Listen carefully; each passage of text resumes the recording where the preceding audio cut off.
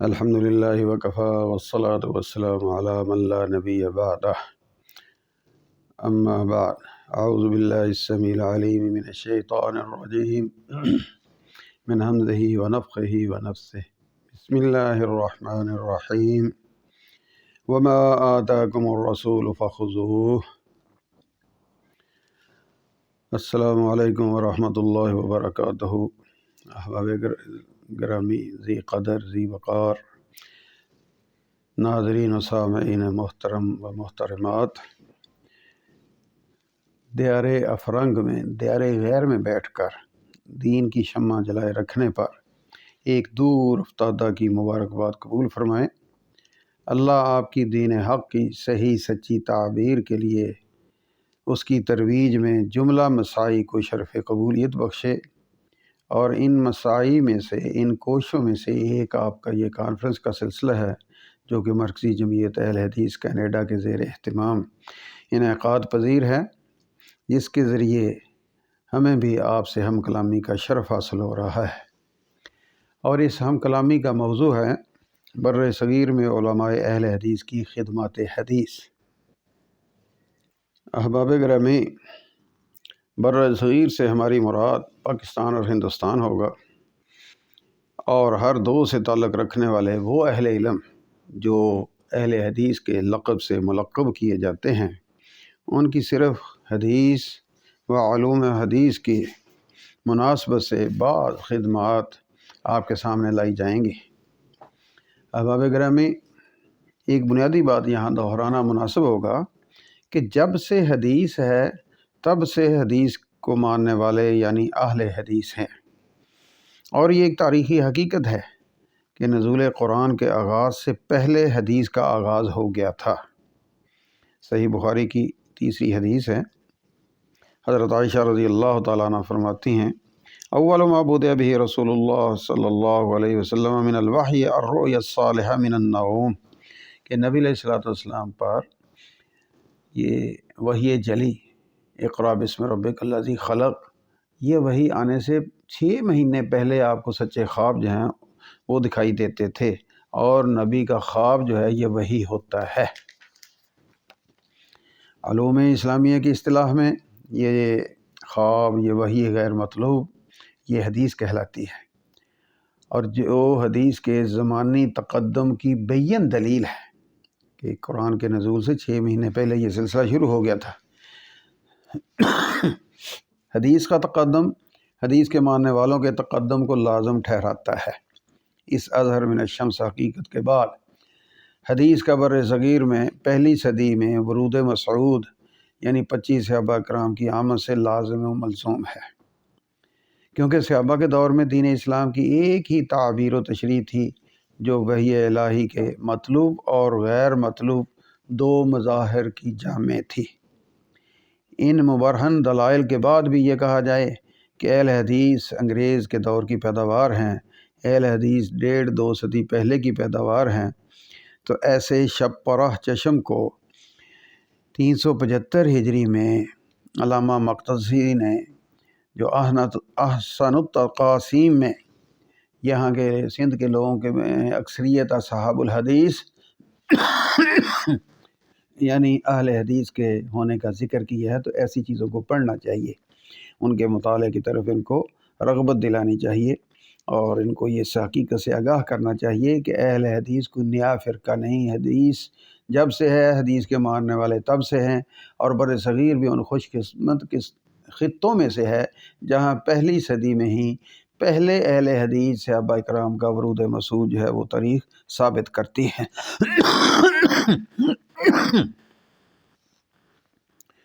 بہرحال ہم اہل حدیث کے وجود کی قدامت سے آگے بڑھتے ہیں، اور بر صغیر میں اہل حدیث فکر کے نمایاں اکابر کی خدمات حدیث کا ذکر شروع کرتے ہیں۔ یہ ذکر خیر تاریخی اعتبار سے پیش خدمت ہوگا۔ احباب گرامی، بر صغیر میں موجودہ اہل حدیث، علماء اہل حدیث، مدارس اہل حدیث، ادارے جماعتیں، یہ تقریباً تمام تر روایت حدیث، تعلیم حدیث میں ایک ذات پر مجتمع ہوتے ہیں، اور وہ ذات گرامی ہے سید نذیر حسین محدث دہلوی کی ذات، جن کو شیخ الکل فی الکل محدث دہلوی کے نام سے یاد کیا جاتا ہے۔ آپ 1220 ہجری بمطابق 1805 عیسوی میں پیدا ہوئے اور 1320 ہجری بمطابق 1902 میں وفات پاتے ہیں۔ آپ شاہ محمد اسحاق کے چہیتے شاگرد اور جانشین تھے۔ شاہ محمد اسحاق جو ان کی پیدائش 1192 ہجری بمطابق 1779 اور وفات ہے 1262 بمطابق 1846 عیسوی۔ تو یہ سید نذیر حسین صاحب شاہ محمد اسحاق کے چہیتے شاگرد ہیں، جانشین ہیں، اور شاہ محمد اسحاق جو ہیں وہ شاہ عبدالعزیز جو کہ شاہ ولی اللہ کے بڑے بیٹے ہیں، یہ شاہ عبدالعزیز کے نواسے بھی تھے، داماد بھی تھے اور جانشین بھی تھے۔ اور شاہ عبدالعزیز شاہ ولی اللہ کے بڑے بیٹے ہیں، فرزند کبیر ہیں۔ تو اس طرح شاہ ولی اللہ سے جو بر صغیر میں روایت حدیث کا سلسلہ شروع ہوا تھا، اور شاہ صاحب نے ہی بر صغیر میں کتب ستہ کی تدریس کا آغاز کیا تھا، جیسا کہ مرحوم عزیر شمس رحمہ اللہ نے یہ بات اپنے لیکچر میں بیان کی ہے۔ اب شاہ ولی اللہ نے تدریس حدیث کو آغاز بخشا، شاہ عبدالعزیز نے اس کو دوام بخشا، اور شاہ محمد اسحاق نے ان کی جانشینی کا حق ادا کرتے ہوئے اس سلسلے کو جاری رکھا۔ سر سید احمد خان اپنی تاریخی تصنیف آثار السنادید میں لکھتے ہیں کہ آپ نے یعنی شاہ محمد اسحاق نے حدیث اور علم حدیث کا درس 20 برس تک جناب شاہ عبدالعزیز کے سامنے بیٹھ کر طلباء کو دیا تھا۔ شاہ محمد اسحاق کے جانشین سید نذیر حسین ٹھہرتے ہیں، تو آپ نے تدریس حدیث کا حق یوں ادا کیا کہ کسی شاگرد نے آپ سے ایک درخواست کی کہ آپ بھی حدیث کی کسی کتاب کی کوئی شرح وغیرہ لکھ دیں، تو سید صاحب فرمانے لگے کہ وہ بات بتاؤ جو پہلے علماء نہیں لکھ کر گئے، تاکہ میں اس کی کسر پوری کر دوں۔ ہاں، علماء کی کتابیں پڑھانے کا کام باقی رہتا ہے، سو وہ میں کر رہا ہوں۔ یہ مولانا ابراہیم میر سیالکوٹی اپنی تاریخ اہل حدیث میں بیان کرتے ہیں۔ احباب گرامی، شاہ محمد اسحاق نے 1258 ہجری میں مکہ کی طرف یہاں سے ہجرت کی تھی، تو ان کے بعد ان کے جانشین سید نذیر حسین نے مسجد اورنگ آبادی میں اپنا مستقل حلقہ درس قائم کیا، اور 1270 عیسوی تک فنون درسیہ کی ہر شاخ اور تفسیر کی کتابیں بلا استثناء پڑھاتے رہے۔ لیکن اس کے بعد تمام دیگر فنون سے اعراض کر کے صرف علوم دین، فقہ، حدیث، اصول حدیث اور تفسیر کو اختیار کیا، اور زندگی کا باقی حصہ جو تقریباً 50 برس کا طویل زمانہ ہے، محض دین کی خدمت اور علوم دین کی اشاعت میں بسر کر دیا۔ علم حدیث آپ کا خاص فن تھا، اور اس فن کی ترویج 4 دانگ عالم میں آپ کے ذریعے جیسے ہوئی ہے، کسی فرد واحد کی کوشش سے ایسا ممکن دکھائی نہیں دیتا۔ یہ اللہ تعالیٰ نے آپ کو ہی شرف بخشا تھا کہ آپ کے تلامذہ سارے جہان میں، حجاز، مکہ، مدینہ اور باقی ترکستان وغیرہ ہر طرف جو ہے وہ پھیلے ہوئے ہیں۔ آپ کے حالات زندگی میں پہلی جو کتاب لکھی گئی الحیات بعد الممات، تو اس میں آپ کے ارشد تلامذہ ان کی فہرست جو ہے وہ 500 تک پھیلی ہوئی ہے۔ حقیقت میں یہ شاگرد تو اس سے بہت بڑھ کر ہیں، لیکن یہ ان منتخب مشاہیر کی فہرست ہے جو اپنی اپنی جگہ پر، اپنے مقام پر خدام حدیث میں بلند تر مقام مرتبہ پر فائز ٹھہرے۔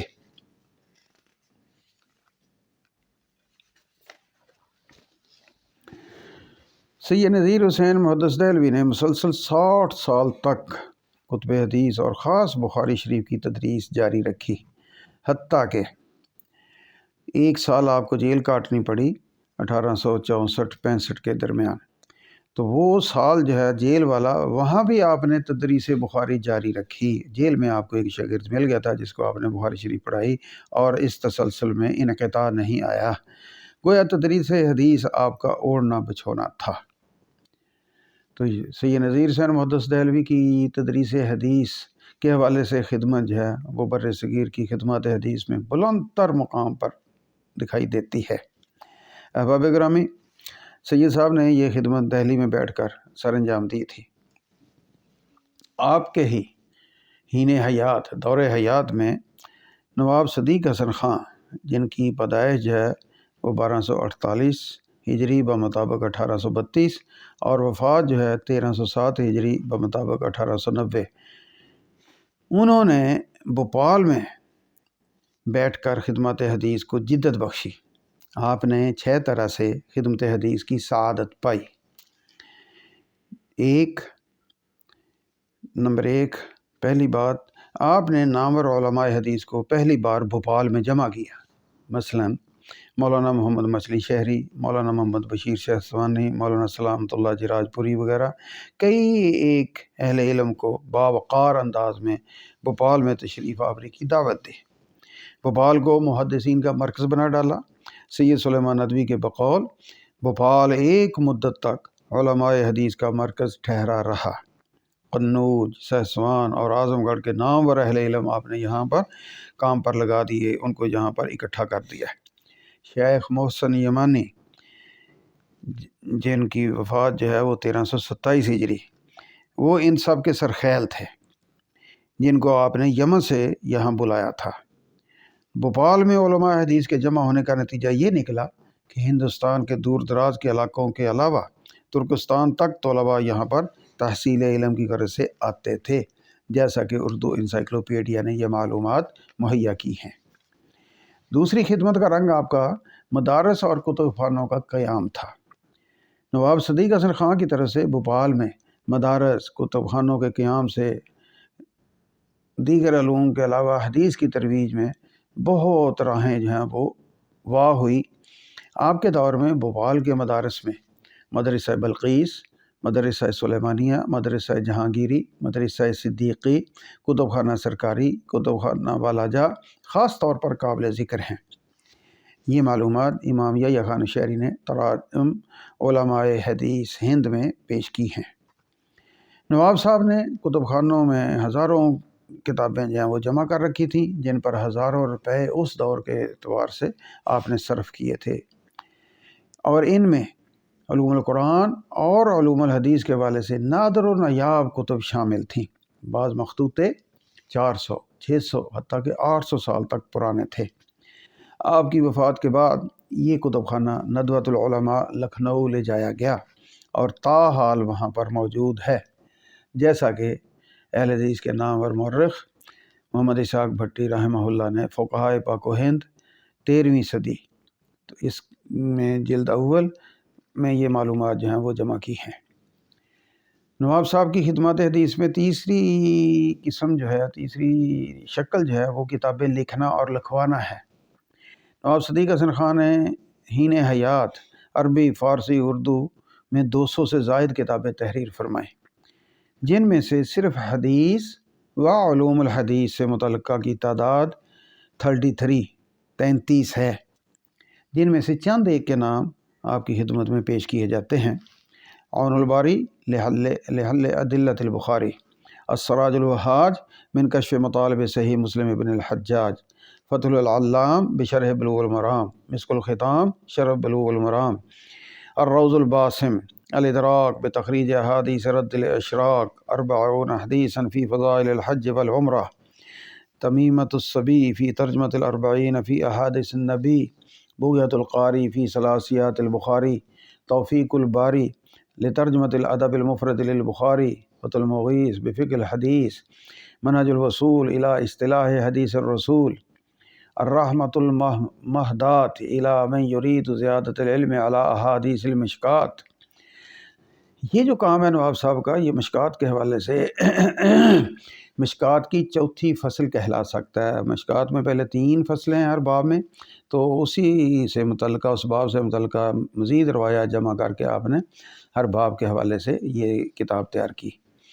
علی ھذا القیاس الحتہ فی ذکر سیاستہ، تو یہ 34 کے قریب کتابیں ہیں جو خاص حدیث اور علوم الحدیث سے متعلقہ ہیں۔ نواب صاحب نے خود کتابیں لکھنے کے علاوہ کتابیں لکھوانے کے حوالے سے اس دور میں بھوپال میں جمع کردہ علماء حدیث کی کتب کی طرف مراجعت الگ سے ایک تحقیقی موضوع ہے کہ اور انہوں نے کون کون سے علماء کو کس کس کتاب لکھنے پر آمادہ کیا تھا۔ اس کے ساتھ ساتھ نواب صاحب کی خدمت حدیث کا چوتھا جو پہلو ہے کہ کتابوں کے ترجمے کرنا اور کروانا۔ کتب حدیث کے آپ نے بہت سے تراجم کو آپ نے بہت اہمیت دی، اور ان کے علاوہ خود بھی تراجم کیے، مختلف علماء کو یہاں پر جمع کر کے، جن میں خاص طور پر علامہ وحید الزماں اور ان کے بھائی بدیع الزماں، یہ دونوں بھائیوں کی خدمات نمایاں تر ہیں۔ ان کی مدد سے آپ نے کتب ستہ ان کا ترجمہ کروایا، موطا امام مالک کا ترجمہ کروایا، اور پھر ان کو شائع کر کے لوگوں میں تقسیم کیا۔ تو یہ نواب صاحب کی خدمات میں ایک چوتھی شکل ہے خدمت حدیث کی۔ پانچویں شکل جو ہے کتب حدیث کو شائع کروا کر بلا قیمت مفت تقسیم کرنا۔ نواب صدیق حسن خان کی خدمت حدیث کے حوالے سے آپ کی دولت جو ہے وہ اسی کام میں صرف ہوتی تھی اور بے درے خرچ ہوتی تھی۔ اس دور کے اعتبار سے اندازہ کریں کہ 8 سرکاری پریس دن رات جو ہے وہ کتابیں چھاپ کر بلا قیمت تقسیم کرتے رہتے تھے۔ یہ نواب صدیق حسن خان پر جو پی ایچ ڈی کرنے والی محترمہ ڈاکٹر رضیہ حامد، یہ انہوں نے اپنے تھیسس میں معلومات مہیا کی ہیں، اور یہ کتابیں بھوپال کے علاوہ مصر سے آپ شائع کرواتے۔ مثلاً آپ نے 50,000 روپے کی خطیر رقم خرچ کر کے فتح الباری جی شرح صحیح بخاری جو ہے اس کو چھپوایا، پھر یہاں ہند اور ہند سے باہر مختلف ممالک میں اہل علم کی خدمت میں بلا قیمت ان کو مہیا کی۔ اسی طرح آپ نے سیاستہ چھپوا کر تقسیم کی، یہ بھی انسائکلوپیڈیا جو اردو ہے اس کی معلومات ہیں۔ موطا امام مالک کو آپ نے ترجمہ کروایا اور اس کو شائع کیا۔ یہ آپ کی اپنی جو سوانح عمری ہے ابقاء المنن، اس میں آپ نے خود اس بات کا ذکر کیا ہے۔ اسی طرح اپنی دولت کے علاوہ اپنی اہلیہ جو ملکہ بھوپال تھیں، ان کے تعاون سے سنن دارمی جو ہے اس کو آپ نے شائع کروایا۔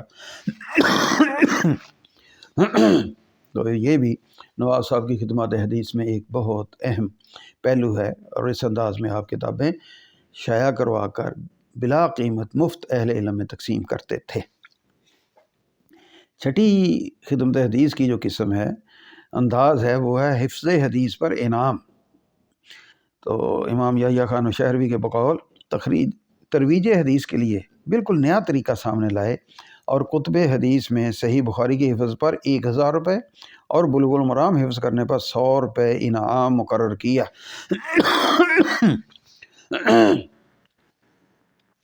احباب گرامی، ہمارے موضوع گفتگو کے مطابق بر صغیر میں خدمات حدیث کی یہ 6 صورتیں صرف نواب صدیق حسن خان کا مقدر ٹھہریں۔ اس قدر وسیع پیمانے پر خدمات حدیث کا صحرا آپ کے سر سجتا ہے۔ سہ نصیب نوابی میں بھی حدیث کی خدمت گزاری میں نام کما گئے ہیں، اور یہ اپنے اپنے نصیب کی بات ہوتی ہے۔ نواب صاحب کے بعد ہم ذکر خیر کرنے چلے ہیں مولانا ابو طیب محمد شمس الحق ڈیانوی عظیم آبادی، جن کی پیدائش 1273 ہجری بمطابق 1857 اور وفات جو ہے 1329 ہجری بمطابق 1911 ہے۔ آپ کا آبائی تعلق عظیم آباد پٹنہ موجودہ ہندوستان سے تھا۔ آپ کا خاندان ڈیاواں کا پٹنہ عظیم آباد کا ایک رئیس خاندان تھا۔ علاوہ دیگر شیوخ سے تحصیل علم کی خاطر آپ نے 1295 کے اوائل میں دہلی جا کر سید نذیر حسین محدث دہلوی سے، اور دوبارہ پھر آپ جو ہے وہ 1302 ہجری میں 2 دفعہ سید صاحب کے پاس گئے اور کتب ستہ، موطا امام مالک، دارمی، دارقطنی اور دیگر کتب حدیث میں اجازہ حاصل کیا۔ کئی سال جو ہے آپ نے وہ اپنے استاد محترم سید نذیر حسین محدث دہلوی کے ہاں قیام فرمایا، اور دہلی کے بعد بھوپال جا کر علامہ حسین بن محسن انصاری یمانی جو ہیں ان سے سند حدیث و اجازت آپ نے حاصل کی تھی۔ 1311 کو سفر حج میں 8 نامور شیوخ سے جو وہاں کے شیوخ تھے ان سے سند و اجازت حاصل کی۔ تحصیل علم حدیث کے بعد آپ نے مسند تدریس حدیث بچھائی، اور مولانا ابو سعید شرف الدین دہلوی جیسے کئی نامور تلامذہ تیار کیے۔ خدمت حدیث کے حوالے سے کم و بیش 30 سال تدریس حدیث کا سلسلہ آپ نے جاری رکھا، جیسا کہ جناب تنزیل صدیقی صاحب نے دبستان نظیریہ میں یہ بات بیان کی ہے۔ دعوت عمل بالحدیث کے علاوہ آپ نے عظیم خدمت حدیث یوں ادا کی کہ نادر و نایاب کتب حدیث کی اشاعت جو ہے وہ آپ کا ایک دلی لگاؤ تھا۔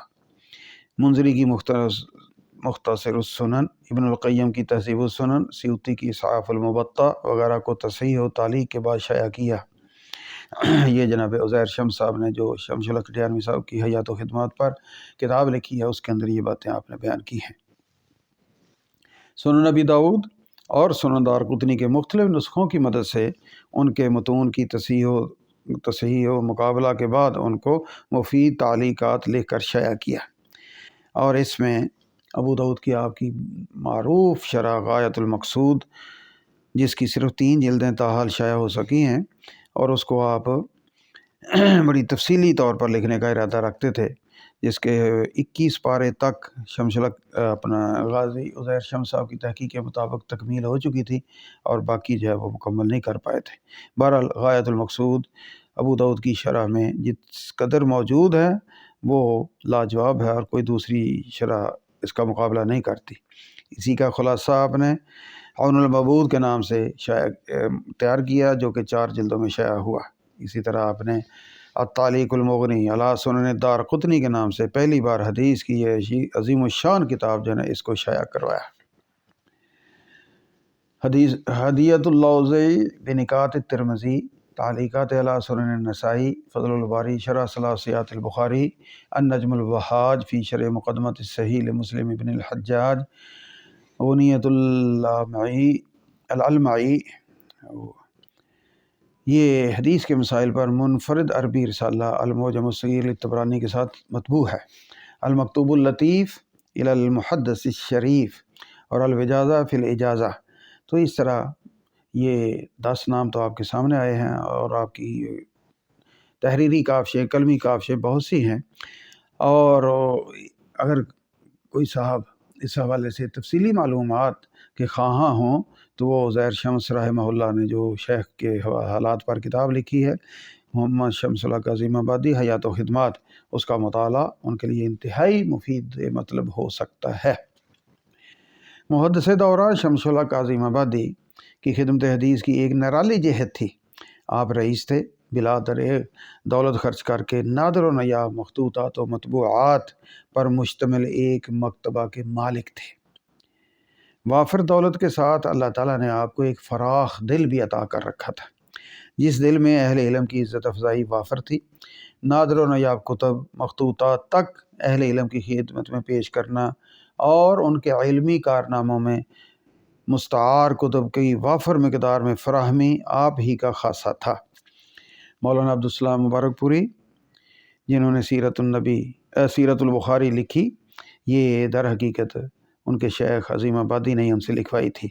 تو اس سلسلہ میں شیخ عظیم آبادی نے ان کی بھرپور علمی معاونت کی، طباعت کے بعد اس کے 100 نسخوں کو خریدنے کا وعدہ بھی کیا تھا، اور اس سلسلہ میں ہند اور ہند کے علاوہ دیگر مقامات پر رابطے کر کے ان کو مواد فراہم کرتے رہتے تھے۔ یہ مولانا ابوالحسن ندوی کے والد سید عبدالحی صاحب کی جو مشہور کتاب ہے نزہۃ الخواطر، اور اسی طرح ثقافت الاسلامیہ فی الہند، تو اس کی ترتیب و تعلیم میں بھی ان کے کتب خانہ سے براہ راست خوب استفادہ کیا گیا تھا، اور بھی کئی ایک مصنفین نے، مؤلفین نے آپ کے اس تعاون کا اقرار کیا ہے۔ مولانا شمس الحق ڈیانوی عظیم آبادی کی خدمت حدیث میں ایک منفرد پہلو یہ بھی ہے کہ آپ کو کتب حدیث کی اشاعت کی فکر دامنگیر رہتی تھی۔ احباب گرامی، آپ دائرۃ المعارف النظامیہ حیدرآباد دکن کے رکن رکین تھے۔ تہذیب و تہذیب، تذکرۃ الحفاظ ان کے مشورے سے شائع ہوئیں، لسان المیزان وغیرہ بھی آپ کی سعی سے حیدرآباد دکن سے طبع ہوئی، اور مصر کے بعض مطابع بھی کتابوں کی اشاعت کے سلسلے میں آپ سے رائے اور مشورہ لیا کرتے تھے۔ علامہ سید سلیمان ندوی کے بقول مولانا شمس الحق مرحوم محدث عظیم آبادی اور مطبع انوار احمد الہ آباد کی کوششیں مسلمانوں کے شکریہ کی مستحق ہیں کہ انہوں نے اسماء رجال کی قدیم کتابوں کو چھاپ کر اہل علم کو ممنون احسان کیا۔ مثلا تاریخ صغیر امام بخاری، کتاب الضعفاء امام بخاری، کتاب الضعفاء والمتروکین امام نسائی، کتاب الکناء والاسماء دولابی، کتاب المختلف والمختلف عبد الغنی ازدی، کتاب مشتبہ النسبہ عبد الغنی ازدی، یہ قدیم سرمایہ چھپ کر شائع ہوا اور اس میں یہ ساری آپ کی خدمات شامل تھیں۔ احباب گرامی، اہل علم کی بذریعہ کتب کے علاوہ نقد مالی معاونت بھی وافر طور پر کرتے رہتے تھے، بکثرت نام اس بارے میں موجود ہیں۔ اسی طرح طلباء کی مدد جس طرح کتابوں سے کرتے، اس سے صرف ہندوستان ہی واقف نہیں بلکہ ملک عرب و مغارب تک اس کا شہرہ تھا۔ طلباء کے خطوط کتابوں کی طلب میں درجنوں آتے رہتے تھے۔ آپ ان کو نمبر وار رجسٹر میں درج کرواتے رہتے اور پھر نمبر وار اسی ترتیب سے ان کو کتابیں بھیجتے رہتے تھے۔ بعض اوقات 6 برس کے بعد ان کی باری آتی تھی۔ بہرحال یہ ایک ان کا تعاون کا، خدمت حدیث کا ایک سنہری سلسلہ تھا جو کہ ضرورت مند لوگوں کو وہ اس طرح کتابوں کی فراہمی کا سلسلہ جاری رکھے تھے۔ احباب گرامی، یہاں پر یہ بھی گزارش کرنا مفید مطلب سمجھتا ہوں کہ نواب صدیق حسن خان ہوں یا محدث عظیم آبادی، ان کی طرح آج کے اہل ثروت مال و دولت والے احباب جو ہیں ان میں یہ احساس تعاون عملی شکل میں بہت کم دکھائی دیتا ہے۔ اپنے مالوں کو ترویج علوم نبویہ میں جس قدر حصہ دار بنائیں گے اسی قدر آخرت میں قرب نبوی کی امید باندھی جا سکتی ہے۔ اہل علم کے سوال کا انتظار نہیں کرنا چاہیے بلکہ ہمارے اسلاف کی طرح خود آگے بڑھ کر ان کے ممد و معاون بننے کی کوشش کرنی چاہیے تاکہ ان خدام حدیث کا یہ خدمات حدیث کا سلسلہ رواں دواں رہے۔ احباب گرامی، اب اس کے بعد ہم سید نذیر حسین محدث دہلوی کے ایک نامور شاگرد مولانا عبد الرحمن مبارک پوری کے نام سے، جن کو دنیا جانتی ہے اور جن کی شرح ترمذی جو ہے تحفۃ الاحوذی پوری عالم اسلام میں مشہور ہے اور اپنے مقام مرتبے کے اعتبار سے بلند تر درجے پر فائز ہے۔ تو یہ شارع ابو العالم عبد الرحمن مبارک پوری آپ 1283 ہجری کو پیدا ہوتے ہیں اور 1353 ہجری بمطابق 1935 عیسوی کو اس دار فانی سے کوچ کرتے ہیں۔ آپ نے مختلف شیوخ کے علاوہ 1306 میں شیخ القول سید نذیر حسین محدث دہلوی سے تحصیل علم اور حدیث کی جو اجازت اور سند وغیرہ جو ہے یہ حاصل کی۔ ان کے علاوہ جو ہے وہ شیخ محسن بن یمانی سے بھی آپ کو سند و اجازت حاصل تھا۔ تحصیل علم سے فراغت پر اپنے آبائی علاقہ مبارک پور میں آپ نے دارالتعلیم قائم کیا۔ 1314 ہجری میں اللہ نگر میں مدرسہ قائم کیا جو کہ آج تک جاری ہے۔ کچھ عرصہ اپنے استاد محترم مولانا عبداللہ غازی کے حکم پر مدرسہ احمدیہ آرا میں تدریس فرمائی۔ بعد ازاں آپ نے مدرسہ دارالقرآن والسنہ کلکتہ میں اسباق پڑھائے اور اس کے بعد آپ نے تحفۃ الاحوذی کی تکمیل کی خاطر دارالحدیث دہلی کی آفر ہو یا سعودی عرب کی شاہی دعوت ہو کہ آپ یہاں آ کر تدریس فرمائیں، آپ نے بالکل لچک نہ دکھائی اور یہ اعلیٰ سطح کی دعوت و تدریس کو چھوڑ کر آپ نے تحفۃ الاحوذی کی تکمیل کو ہی ترجیح دی اور اس کام کو پایہ تکمیل تک پہنچایا۔ آپ کی خدمات میں مختلف مدارس کا قیام یا تدریس، اس کا ذکر آپ کے سامنے آ چکا۔ تو خدمات حدیث میں آپ کی جو بے مثال کاوش ہے وہ تحفۃ الاحوذی شرح سنن ترمذی، شرح جامع ترمذی ہے جو کہ 4 جلدوں میں پہلی بار طبع ہوئی اور اس کے بعد مختلف ادارے کئی ایک جلدوں کی ترتیب کے اعتبار سے اس کو شائع کرتے چلے آ رہے ہیں۔ اور یہ ترمذی کی شرح اپنے مقام پر باقی تمام شروحات سے بلند تر درجہ رکھتی ہے۔ مکمل شرح سے پہلے آپ نے مقدمہ تحفۃ الاحوذی یہ بھی تحریر فرمایا تھا اور اس مقدمہ میں آپ نے بعض کتب کی نشاندہی کی کہ یہ جرمنی کے مکتبہ میں موجود ہیں۔ ان معلومات کے حوالے سے بعض اہل علم کے ناقدر لوگوں نے آپ پر طعن و تشنیع کا سلسلہ جو ہے وہ تنقیص و تنکیر کا سلسلہ جو ہے وہ شروع کر دیا، حالانکہ یہ معلومات آپ نے کوئی خام خیالی اور خوابوں کی دنیا سے نہیں بلکہ آپ کا ایک عقیدت مند تاجر نور محمد جس کا نام تھا، وہ وہاں سیر و تفریح پہ گیا تھا، اس نے یہ فہرستیں تیار کر کے آپ کی خدمت میں لا کر پیش کی تھیں۔ ان فہرستوں کی بنیاد پر آپ نے مقدمہ تحفۃ الافضی میں بعض قدیم کتابوں کی موجودگی، بعض اہم کتابوں کو امام سیوطی، علامہ ابن حجر عسقلانی کے قلم وغیرہ سے لکھا ہوا وہاں موجود ہونا یہ بھی ظاہر کیا تھا، جس کے حوالے سے بعض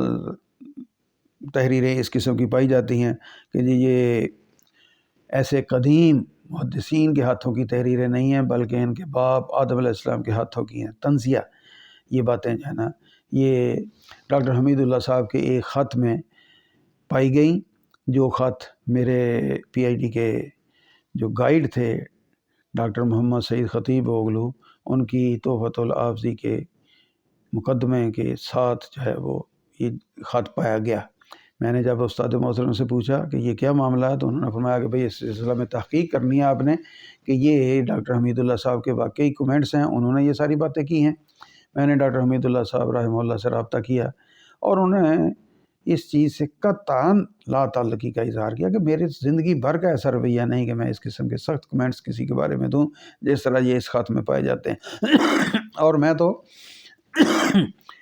مولانا عبد الرحمن مبارک پوری کا دلی طور پر مداح ہوں، اور انہوں نے یہ ساری چیزیں اپنے خطوط میں واضح کی۔ پھر میں نے اس پر ایک مقالہ لکھا تھا جو کہ ہفتہ روزہ الاعتصام لاہور میں کی جلد 52 بمطابق 3 جمادی الاولیٰ 1421 ہجری 4 اگست 2000 میں شائع شدہ ہے۔ اس مقالے کا مطالعہ جو ہے بفضل اللہ بہت سی الجھنیں دور کرنے اور بہت سے گوشے وا کرنے کا باعث ٹھہر سکتا ہے۔ اگر کوئی صاحب اس حوالے سے دلچسپی رکھتے ہوں تو یہ مقالہ شائع شدہ مقالہ ان کے لیے بہت مفید مطلب ہو سکتا ہے۔ اس کے علاوہ آپ نے ابکار المنن فی تنقید آثار السنن، یہ جو مولانا ظہیر حسن نبوی نے حنفی مسلک کی تائید و حمایت میں کتاب مرتب کی تھی آثار السنن، یہ اس کا آپ نے جواب دیا تھا۔ اسی طرح اعلام اہل الزمن، وہ بھی آپ کی ایک تصنیف ہے۔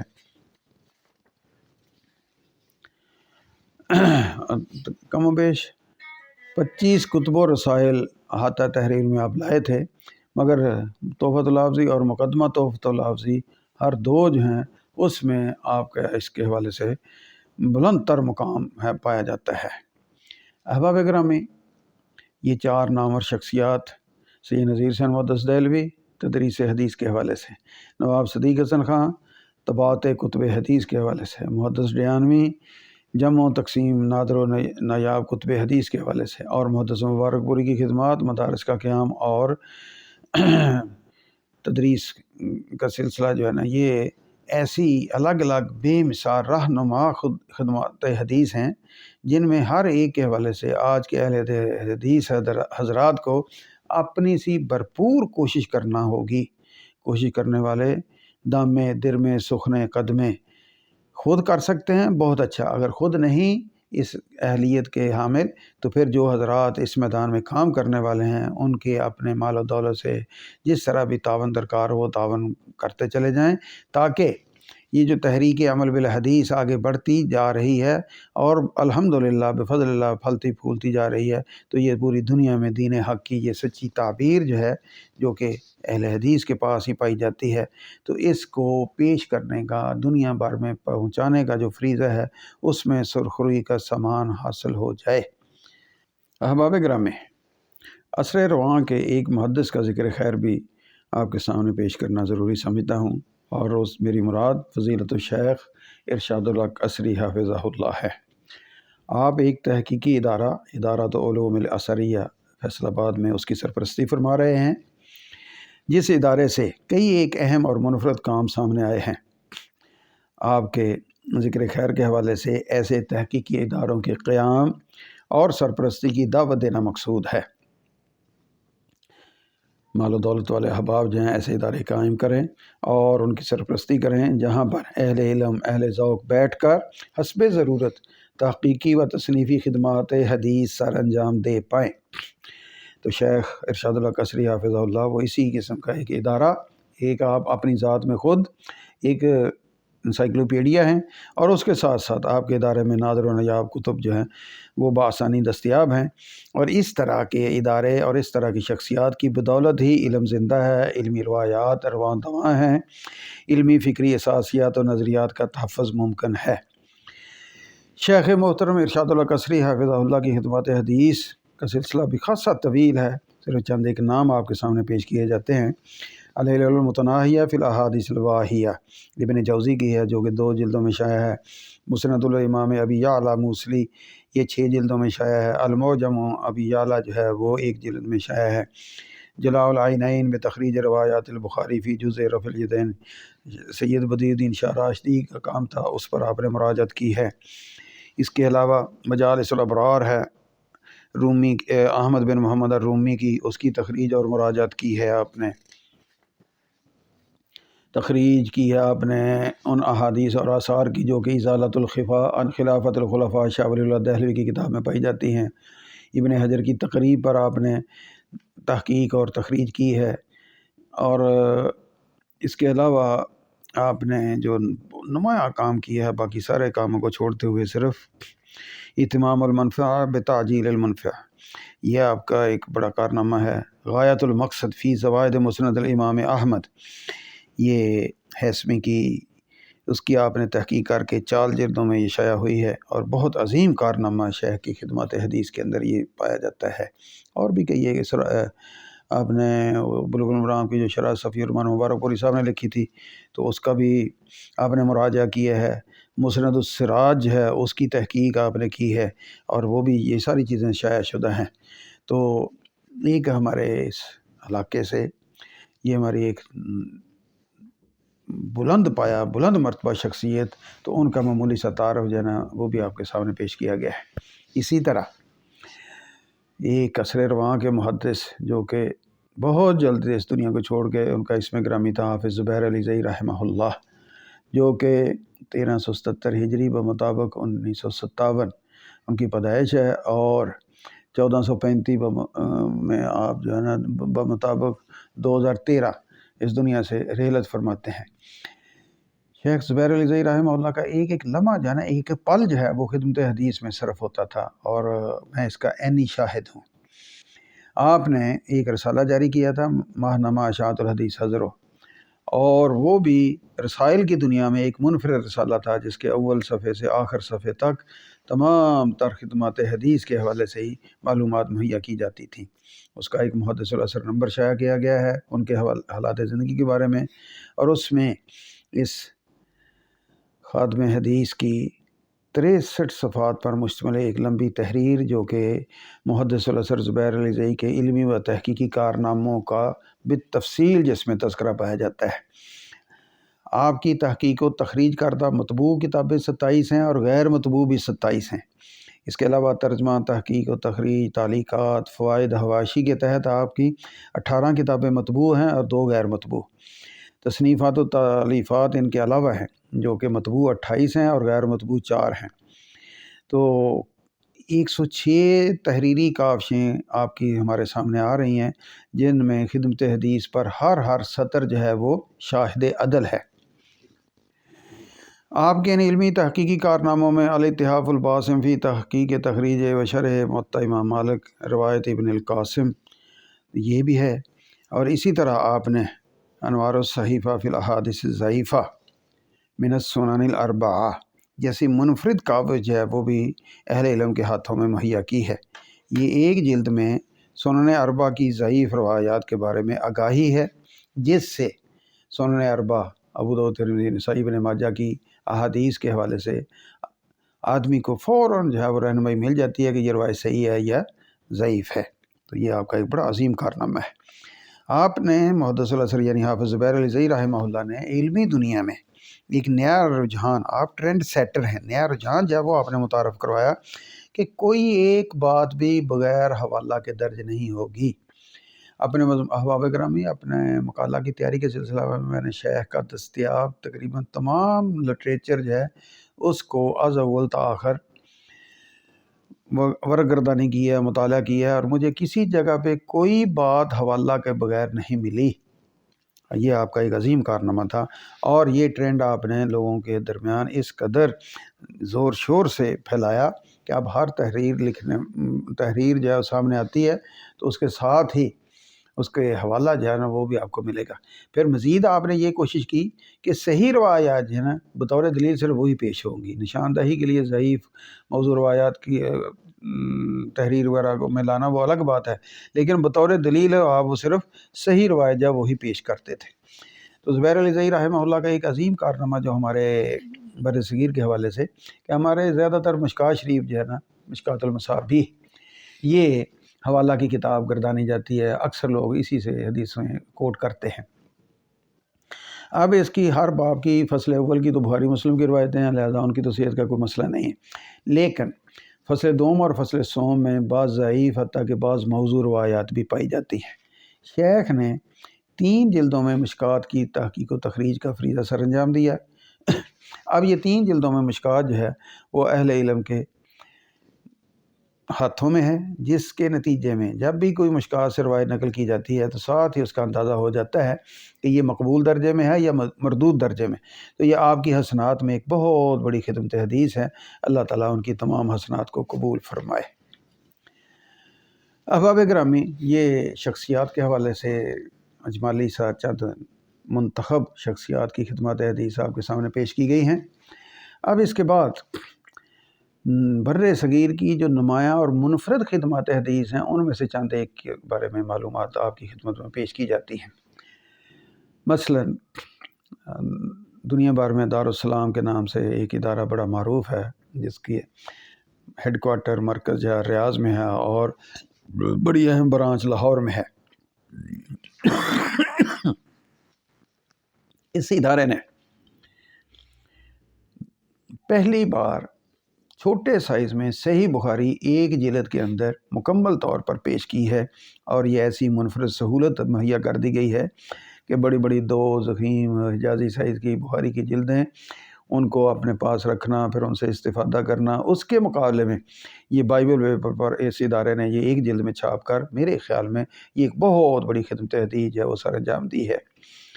اسی ادارے دارالسلام کا ایک اور عظیم کارنامہ کہ انہوں نے الکتب الستہ کو ایک ضخیم جلد میں یکجا شائع کر دیا، یعنی یہ جو ہماری سیاستہ معروف اصطلاح میں 6 حدیث کی کتابیں مراد ہوتی ہیں، ان سب کو ایک جلد میں شائع کر کے اہل علم کے ہاتھوں میں دے دیا۔ اب کہاں 6 کتابوں کی مختلف جلدوں پر ایک لمبی چوڑی جو ہے نا وہ سلسلہ وہ بندے کے ہاتھ میں ہوتا تھا، پھر اسے حدیث تلاش کرنا بڑا اہم کام ہوتا تھا، مشکل کام ہوتا تھا، اور آج جو ہے وہ ایک جلد اپنے پاس رکھیں اور 6 کتابیں جو ہیں ان کے حوالہ جات بآسانی بندہ تلاش کر سکتا ہے۔ تو یہ بھی ایک عظیم خدمت ہے جو کہ میرے خیال میں دنیا میں کسی جگہ بھی سر انجام نہیں دی گی۔ یہ سعادت بھی بر صغیر کے ہی خدام حدیث کے مقدر ٹھہری ہے۔ احباب گرامی، خدمت حدیث میں ایک ایسی خدمت جو میرے ناقص علم کے مطابق دنیا میں کہیں سر انجام نہیں دی گئی، وہ ہے مفتاح صحیح البخاری، کہ صحیح بخاری کی بہت سے احباب نے، اہل علم نے مفتاح تیار کی ہیں جس سے استفادہ آسان رہے، لیکن ہمارے یہ ایک بزرگ تھے مولانا فضل الرحمان، انہوں نے جو کہ یہ پچھلے سال 2021 میں جنہوں نے وفات پائی ہے، اپنے 4 سالہ تحقیق کے نتیجے میں یہ ایک ایسی کاوش سامنے لائے کہ اپنے ہاتھ سے اس کو تحریر کر کے 1986 میں انہوں نے اس کو شائع کروایا تھا، اور یہ مفتاح جو ہے یہ 326 صفحات پر مشتمل ہے۔ صفحہ 1 سے صفحہ 67 تک صحیح بخاری کی کتب و ابواب کی جامع فہرست ہے۔ بعد ازاں کاف سے مراد کتاب اور با سے مراد باب کے اختصارات کے ساتھ صفحہ 1 تا 220 الروات، صفحہ 221 تا 237 الاعلام، اور صفحہ 238 تا 256 الاماکن بلدان والمیاہ، اور صفحہ 257 سے 264 القبائل والامم والملل، اور صفحہ 265 تا 326 الاشیاء من الحیوانات وغیرہ کے بارے میں روایات پر رہنمائی کی گئی ہے۔ ایسی جامع کوئی فہرست کم از کم میرے ناقص علم میں دنیا میں موجود نہیں ہے۔ یہ صرف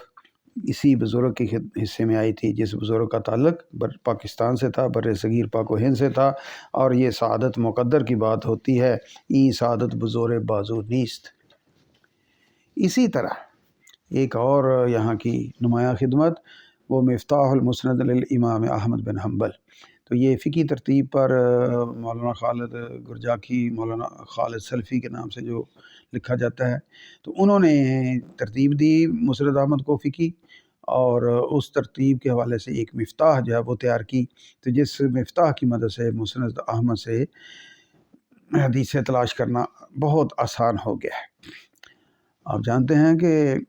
28,000 سے زائد اس کے اندر احادیث ہیں مسند احمد کے اندر، اور ان کو نئی ترتیب سے مرتب کر کے پھر اس کے حوالے سے یہ مفتاح، یہ بھی ایک عظیم سعادت ہے۔ اسی طرح المنہج الاسعد فی ترتیب احادیث مسند الامام احمد، یہ مولانا عبداللہ ناصر رحمانی، ہمارے جو عصر رواں کے فضیلت الشیخ محدث دوراں کہلاتے ہیں، انہوں نے 4 جلدوں میں یہ فہرست شائع کی ہے، جس میں مسند احمد کی بھی نشاندہی ہے، الفتح الربانی للساعتی اس کی بھی نشاندہی کی ہے کہ یہ حدیث وہاں کس جگہ پر ہے، اور احمد شاکر صاحب کی مشہور جو شرح ہے اس کے حوالے سے بھی۔ تو یہ بھی ایک ایسی خدمت ہے کہ جو کہ بعض پہلوؤں کے اعتبار سے دنیا میں پہلی بار، مثلا الاحادیث الملحقہ بالقولیہ، یہ الگ سے دنیا میں پہلی بار کام کر کے یہ حصہ جو ہے وہ سامنے لائے ہیں۔ یہ بھی ایک تفصیلی کام ہے اور نمایاں خدمت حدیث ہے۔ الجامع الکامل فی الحدیث الصحیح شامل، احباب گرامی، یہ خدمت بھی عصر رواں کے اگر امام بخاری کا درجہ کے نام کے مناسبت سے انہیں کہا جائے تو یہ شاید مبالغہ نہیں ہوگا۔ میری مراد الاستاذ الدکتور ابی احمد محمد عبداللہ العازمی المعروف ضیاء الرحمن اعظمی، تو انہوں نے یہ 163 مصادر و مراجع کی مدد سے 16,546 صحیح احادیث پر مشتمل یہ مجموعہ جو ہے یہ تیار کیا، اور اس کو فقی ترتیب سے مرتب کیا۔ اور آج کے دور میں اگر کوئی آدمی احادیث کے حوالے سے دین کے بارے میں ایک کتاب کے اندر معلومات دیکھنے کا خواہاں ہو تو اس کے لیے آپ نے یہ سہولت جو ہے وہ مہیا کر دی ہے۔ احباب گرامی، بر صغیر کی منفرد نمایاں خدمات میں ایک خدمت کا ذکر جو ہے وہ مفید مطلب سمجھا جاتا ہے، اور وہ ہے وحید اللغات۔ یہ علامہ وحید الزمان جن کا ذکر نواب صدیق حسن خان کے حالات میں آیا کہ ان سے آپ نے کتب ستہ، موطا امام مالک وغیرہ کے ترجمے کروائے تھے، تو انہوں نے اسرار اللغہ الملقب بہ وحید اللغہ، جو کہ آج وحید اللغات کے نام سے اردو زبان میں پاک و ہند کی نہایت جامع اور مبسوط لغت کے نام پر جانی جاتی ہے۔ یہ جامع کتاب کئی ایک لغاتوں کو محیط ہے، 1-2 لغتوں کے اندر اس قدر مواد ممکن نہیں جس قدر اس کے اندر مہیا کر دیا گیا ہے، اور اردو دان طبقہ بڑی آسانی سے مشکل الفاظ، تراکیب جو ہیں ان کا معنی مفہوم جان جاتا ہے، اور یہ خدمت جو ہے یہ بھی مطبوع ہے۔ احباب گرامی، بر صغیر کی علماء حدیث کی خدمات حدیث کا دائرہ تو بہت وسیع ہے، جس کا اندازہ بعض پہلوؤں کی نشاندہی سے ممکن ہوا۔ اسی سلسلہ میں خدمات حدیث میں ایک روایت حدیث، یہ بھی خدمت اپنی جگہ پر بہت اہم ہے، اور اس میں بہت زیادہ محتاط اور ذمہ دار ٹھہرنے کی ضرورت ہوتی ہے۔ ہمارے ہاں مدارس دینیہ میں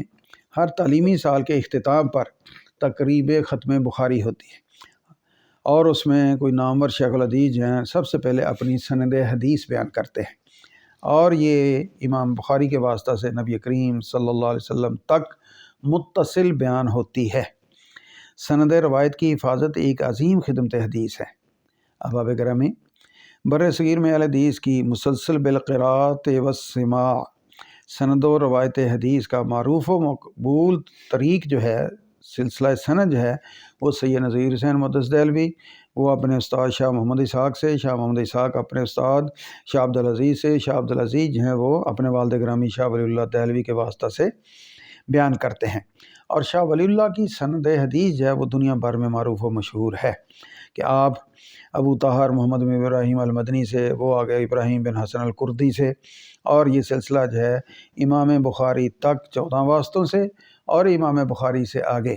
رسول اللہ صلی اللہ علیہ وسلم تک ثلاثیات میں 3 واسطوں سے، اور باقی روایات میں 3 سے زائد واسطوں سے پہنچتا ہے۔ تو اہل حدیث کے ہاں یہ سند حدیث، روایت حدیث کا سلسلہ جو ہے وہ سید نذیر حسین محدث دہلوی کی سند سے ہی پھیلا ہوا ہے، کیونکہ آپ کے نمایاں شاگردوں میں مولانا عبداللہ غازی پوری، شمس الحق ڈیانوی، عبد الرحمن مبارک پوری وغیرہ جو ارشد تلامذہ تھے، ان کے ذریعے ہندوستان میں اور پاکستان کے بھی بعض اہل علم کی سند ان سے ملتی ہے۔ اور ادھر پاکستان میں سید نذیر حسین محدث دہلوی کے ایک نابینا شاگرد تھے حافظ عبد المنان وزیر آبادی، ان کے ذریعے، جو کہ نابینا ہونے کے باوجود حافظ حدیث تھے، تو آپ کے نامور شاگردوں میں حافظ محمد گوندلوی رحمہ اللہ تھے، اور آج کے ہمارے پاکستان کے جتنے بھی شیوخ الحدیث ہیں یہ تقریباً سبھی کے سبھی حافظ محمد گوندلوی رحمہ اللہ کے واسطہ سے، حافظ عبد المنان کے واسطہ سے سید نذیر حسین محدث دہلوی تک اپنی سند حدیث رکھتے ہیں۔ گویا یہ سند حدیث کا سلسلہ جو بر صغیر میں آج رواں ہے، تو سب سے معروف واسطہ جو ہے، طریق جو ہے، سلسلہ سند جو ہے وہ سید نذیر حسین صاحب کے واسطہ سے شاہ محمد اسحاق، شاہ محمد اسحاق سے شاہ عبدالعزیز، شاہ عبدالعزیز سے آگے شاہ ولی اللہ، اور پھر اوپر سند یہ چلتی ہے، اور ساری کتابوں کی یہ سندیں جو ہیں مختلف کتابوں کے اندر شائع شدہ ہیں۔ تو بر صغیر کے خدام حدیث نے روایت حدیث کا یہ جو سلسلہ ہے اس کی بھی بڑی حفاظت کی ہے، اور تحدیث نعمت کے طور پر یہ فقیر پر تقصیر بھی اپنی سند جو ہے وہ آپ کے سامنے عرض کرتا ہے۔ خالد ظفر اللہ عن محمد بن عبداللہ شجاع آبادی عن شرف الدین دہلوی عن سید نذیر حسین محدث دہلوی تا آخر۔ تو اس خادم حدیث کو بھی یہ سند حدیث جو ہے یہ 2 واسطوں سے سید نذیر حسین محدث دہلوی سے حاصل ہے۔ ان کے علاوہ امام شوکانی کی سند ہے وہ بھی برصغیر میں رائج ہے، وہ نواب صدیق حسن خان نے شیخ حسین بن محسن یمانی سے حاصل کی تھی، جو کہ احمد بن محمد بن علی شوکانی، جو کہ امام شوکانی کے بیٹے ہیں، ان سے سند بیان کرتے ہیں، اور وہ آگے امام شوکانی سے۔ تو گویا امام شوکانی کی سند جو ہے وہ بھی یہاں رائج ہے، ایک یہ حسین بن محسن یمانی کے واسطہ سے، اور ایک مولانا عبدالحق بنارسی جو کہ 1286 ہجری میں وفات پانے والے ہیں، ان کے واسطہ سے بھی یہ بر صغیر میں دوسری معروف سند۔ ان کے علاوہ بھی کئی ایک ہے، لیکن سب سے معروف سند جو ہے وہ شاہ ولی اللہ کی ہے، اور یہ کتابوں کے اندر پائی جاتی ہے۔ تو احباب گرامی، یہ سند، اس سند کی حفاظت، اس سند کے ساتھ تدریس حدیث کے بعد اس پر عمل بالحدیث، اور یہ سارا سلسلہ جماعت اہل حدیث کی طرف سے اس قدر زور شور اور اس قدر وسیع پیمانے پر پیش کیا گیا کہ بر صغیر میں جو اس سے پہلے ایک حنفی اسٹیٹ کہلانے کے حقدار تھی اور اکثریت احناف کی تھی، وہ لوگ اپنے مسائل، اپنی کتب جو ہیں وہ فقہ کی بنیاد پر ہی تیار کرتے تھے۔ فتاوی عالمگیری جیسی کتاب جو 500 علماء تیار کرتے ہیں اور سینکڑوں اس کے مصادر ہیں، لیکن ایک بھی حدیث کی کتاب اس کے ماخذوں میں نہیں ہے۔ لیکن آج اہل حدیث کے مسلسل عمل کی وجہ سے، مسلسل چیلنج کرنے کی وجہ سے، وہ لوگ بھی حنفی فقہ کی تائید میں حدیث کی کتابیں لکھنے پر، مسائل جو ہیں وہ احادیث کی روشنی میں پیش کرنے پر مجبور ہو گئے ہیں، اور یہ اہل حدیث کی دعوت جو ہے عمل بالحدیث کی، یہ اس کی کامیابی کا نتیجہ ہے۔ احباب گرامی، برصغیر کے علماء اہل حدیث کی خدمات حدیث کا دائرہ بہت وسیع، جیسے میں نے عرض کیا ہے۔ اس میں یہ روایت حدیث ہے، عمل بالحدیث کی مسلسل دعوت ہے، تدریس حدیث ہے، قلمی خدمات ہیں، اور پھر قلمی خدمات کے اندر تصنیفی خدمات، شروحات و حواشی، تراجم، اور نئے مجموعے اصول حدیث، تبازات یا تراجم، حواشی و شروحات، یعنی محدثین اور خدام حدیث کی یہ جو تصنیفی خدمات ہیں، ان کا دائرہ بہت ہی وسیع ہے۔ پرانے مخطوطوں پہ تحقیق و تخریج کا کام، اور یہ اپنی جگہ پر کئی گھنٹوں پر مشتمل یہ ایک لیکچر جو ہے نا اس کا تقاضا کرتا ہے۔ اشاعتی خدمات ہیں کہ بہت سی کتابیں جو ہیں وہ انہوں نے پہلی بار شائع کی ہیں اور مسلسل تراجم وغیرہ جو ہے وہ شائع کیے جا رہے ہیں۔ اور اس کے ساتھ ساتھ ایک اور پہلو ہے، یہ نمایاں پہلو معروف پہلو ہیں، اور ایک ہے دفاعی خدمات حدیث کہ برصغیر کے اہل حدیث علماء نے حدیث کے دفاع میں بھی اپنے رنگ میں منفرد خدمات سر انجام دی ہیں۔ ان میں سے ایک پہلو وہ لوگ جو کہ حدیث کے قائل ہیں، حدیث کے منکر نہیں ہیں، لیکن اپنی فقہ سے ہٹ کر دوسری احادیث کے منکر انکار کرنے والے ہیں، عملی طور پر یا تحریری طور پر بھی انکار کتابوں کے اندر پایا جاتا ہے۔ تو ایسے لوگوں سے مناظرہ کے انداز میں اہل حدیث نے خدمات،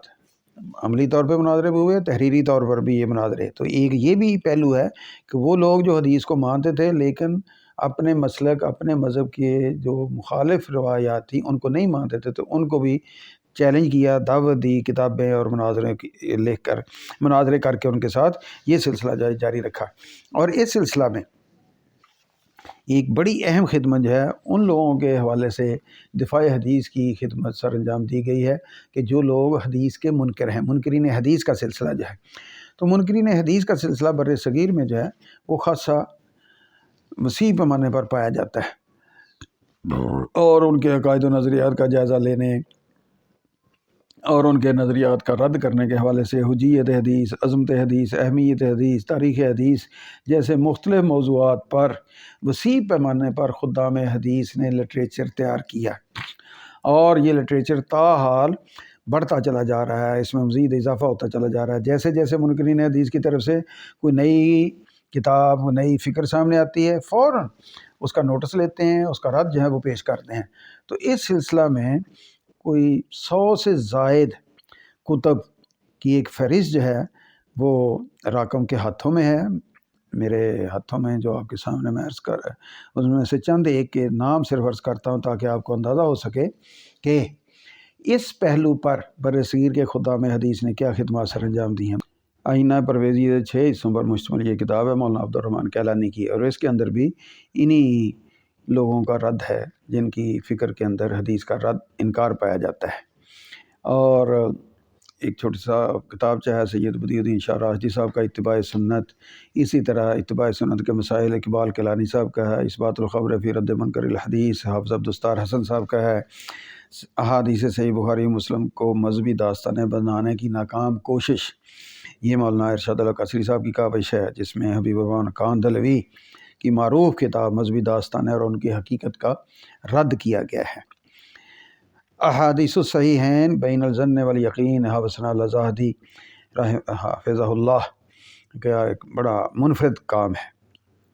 اسی طرح مولانا اسماعیل سلفی صاحب کی ہے احکام شریعت میں حدیث کا مقام، مولانا عبدالغفار حسن اسلام میں سنت کا مقام۔ تو یہ ایک لمبی فہرست ہے جو ہمارے برصغیر کے خدام حدیث نے سر انجام دی ہے، اور اس طرح انہوں نے منکرین حدیث کے دفاع میں خدمت حدیث کا حق ادا کیا، اور حدیث کی حجیت، حدیث کی اہمیت یہ ثابت کی ہے، اور یہ ان کے جو فکری طور پر ان کی فکر میں جو ایک کمی ہے، کوتاہی ہے، غلطی ہے، اس کی نشاندہی کی ہے کہ آپ کی فکر جو ہے وہ صرف قرآن کے حوالے سے دین اسلام کو مکمل سمجھنا یہ ممکن نہیں۔ تو بہرحال ایک خدمت کا یہ پہلو ہے جو کہ برصغیر کے خدام حدیث نے آسن طریق سے انجام دیا۔ اسی طرح مستشرقین کے حوالے سے بھی ان کے رد میں بھی کتابیں لکھی گئیں، اور برصغیر کے خدام حدیث نے برصغیر سے باہر بھی بہت عظیم خدمات حدیث سر انجام دی ہیں، لیکن وقت کی مجبوری اور بعض ذاتی مسائل کی وجہ سے یہ باقی سارے پہلو جو ہیں یہ ترک کیے جاتے ہیں۔ جو کچھ ممکن ہو سکا وہ آپ کی خدمت میں پیش کر دیا گیا ہے۔ اللہ تعالیٰ سے دعا ہے کہ جو کچھ پیش کیا ہے اپنے حضور قبول فرمائے، لوگوں کے لیے اس کو نافع بنائے، سننے والے جو ہیں ان کے لیے اس کو نافع بنائے، اور اس کے ساتھ ساتھ مرکزی جمعیت اہل حدیث کینیڈا کی کاوشیں جو ہیں اللہ تعالیٰ ان کو بابرکت کرے، ان کو مقبول ٹھہرائے، اور اللہ تعالیٰ آپ کو اس طرح کی خدمات کی مزید توفیق عطا فرمائے۔ میری پھر گزارش ہوگی کہ آپ اہل ثروت ہیں تو دنیا میں جہاں بھی خدام حدیث ہیں، جس جگہ سے آپ کا تعلق ہے، جس شخصیت کو آپ پسند کرتے ہیں، جس کے کام کو آپ پسند کرتے ہیں، اس کے حوالے سے جس طرح بھی اس کے ممد و معاون بن سکتے ہیں بننے کی کوشش کریں۔ جس طرح کے ہمارے اسلاف کا وتیرہ تھا، ان کی عادت تھی کہ وہ خود اگر اہل علم ہوتے تو خود خدمت کرتے، اگر خود خدمت کرنے کے قابل نہیں ہیں تو جو خدام حدیث میدان میں موجود ہیں ان کے تعاون کی۔ تو یہ جو کانفرنسیں ہیں، یہ اس طرح کے سلسلے، یہ ان راستوں پر لوگوں کو چلانے کا ذریعہ ہونا چاہیے، تبھی جا کر یہ ساری محنتیں جو ہیں وہ قابل قبول ہوں گی اور فائدہ مند ہوں گی۔ صرف کانفرنس کا انعقاد میرے خیال میں وہ کافی نہیں، جب تک اس کانفرنس سے کوئی نہ کوئی پیغام جو ہے وہ ہر بندہ لے کر نہ جائے۔ تو میری ذاتی گزارش آپ سے یہی ہے کہ خدمت حدیث میں ہم میں سے ہر ایک کو شامل ہونے کا عزم کرنا چاہیے کہ میں بھی خدام حدیث کی فہرست میں شامل ہونا چاہتا ہوں۔ جو میرے بس میں ہے، علم کے اعتبار سے، عمل کے اعتبار سے، بندہ دعوت دے سکتا ہے۔ عمل بالحدیث کی دعوت یہ تو ہر بندہ دے سکتا ہے، یہ فریضہ سر انجام دیں، اور اس سے بڑھ کر اگر کوئی اللہ تعالیٰ نے توفیق دے رکھی ہے تو وہ بھی۔ بہرحال آخری گزارش یہی ہے کہ خدام حدیث کی فہرست میں ہر ایک بندہ جو اپنے آپ کو شامل ہونے کا عزم کرے، اور اس کے ساتھ ساتھ دعا ہے کہ یہ جتنے بھی محنت کرنے والے لوگ ہیں، کوشش کرنے والے لوگ ہیں، اللہ تعالیٰ ان تمام کی کوششوں کو بابرکت کرے۔ اور اس حوالے سے میرے ساتھ رابطہ کرنے والے اور بار بار اصرار کرنے والے جناب احرار شریف صاحب، تو میں ان کا بھی شکر گزار ہوں کہ انہوں نے یہ موقع بہم پہنچایا، یہ فرصت مہیا کی، اور اس طرح میں آپ سے ہم کلامی میں کامیاب ہو رہا ہوں۔ دعاؤں کی درخواست ہے، اپنی دعاؤں میں یاد رکھیں۔ اللہ آپ کا حامی و ناصر ہو۔ وآخر دعوانا ان الحمد للہ رب العالمین۔